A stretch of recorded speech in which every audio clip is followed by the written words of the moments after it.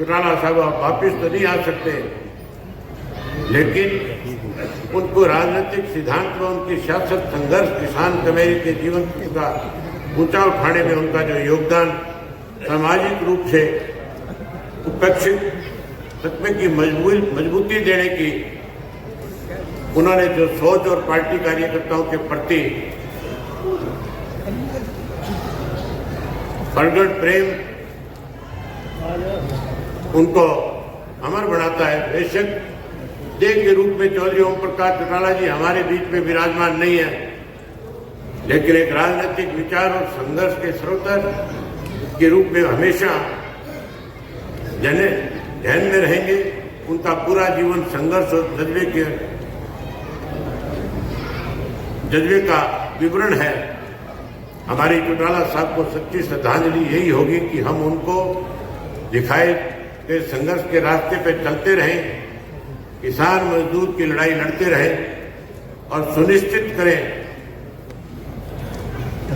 कि समाज में जो उपेक्षित वर्ग है, चाहे वो किसान हो, मजदूर हो, छोटा दुकानदार हो, हमारे दलित और अन्य पिछड़े वर्ग के लोग हों, उनको शासन व्यवस्था में और सरकारी योजनाओं में उनका हक मिले। जब चौधरी देवीलाल जी का स्वर्गवास हुआ था, तब चौटाला साहब ने कार्यकर्ताओं से आह्वान किया था कि मेरा कान पकड़कर समझाने वाला मेरा पिता नहीं रहे, लेकिन आप सब मेरी गलती करने पे चौधरी देवीलाल बन करके मेरे कान खींचने का काम करना।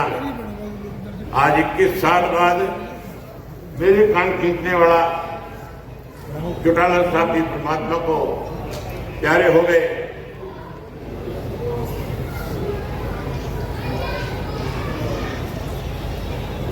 चौधरी देवीलाल और ओम प्रकाश चौटाला जी ने कभी भी अपने जीवन काल में अपने असूलों से समझौता नहीं किया। अपनी जिंदगी के आखिरी दशक में भी हजारों कार्यकर्ताओं के परिवारों को नौकरी देने का काम किया। वह 10 साल कार्यकर्ताओं के मान सम्मान के लिए जेल काटी।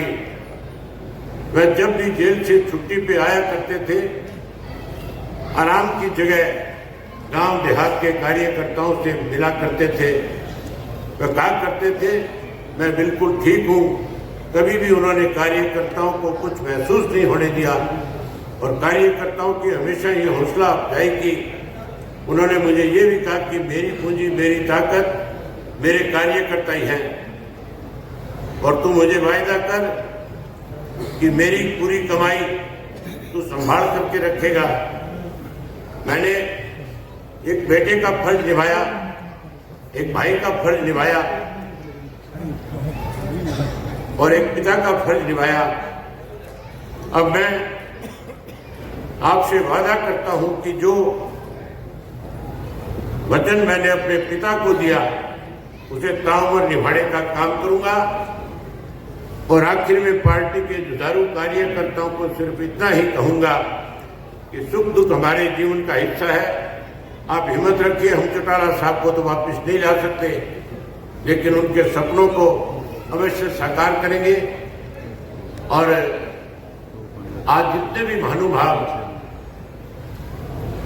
आज की श्रद्धांजलि सभा में शामिल हुए, मैं आखिर में आप सबसे एक निवेदन करूंगा कि चौटाला साहब ने अपनी ताउम्र जिंदगी में हर किसी के, चाहे उनका कितना भी बड़ा राजनीतिक कोई विरोधी था, उसके यहां भी अगर घर में किसी वजह से कोई संकट आया या कोई बड़ा बुजुर्ग गया, तो चौटाला साहब